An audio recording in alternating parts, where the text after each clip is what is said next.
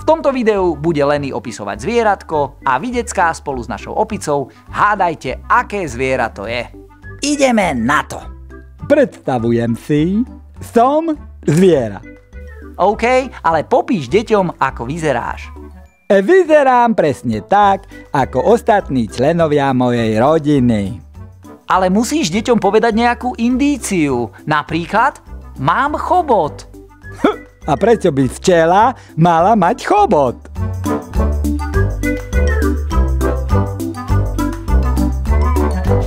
A mám to. Si včela.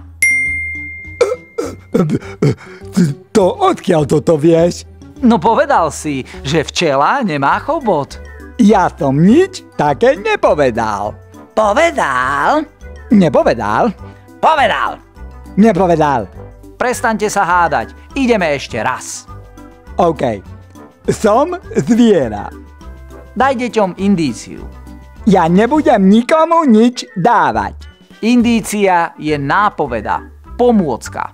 A to môžem, lebo to je zadarmo. Ingrediencia je... Si strašidlo. Nie. Druhá audiencia... Les. Si strašidlo. Lesné. To je staré. Ty si lesné. Tretia ingrediencia... Lietam. Tak si to zhrňme. Žije to v lese, lieta to a asi to robí huhu. Viete, decká? To bude nejaký divný motýl. Taký húkací. Nie. Daj im aj písmenkové indície.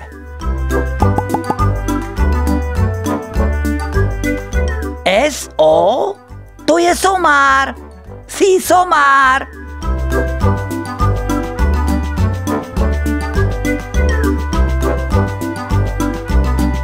Somár nelieta.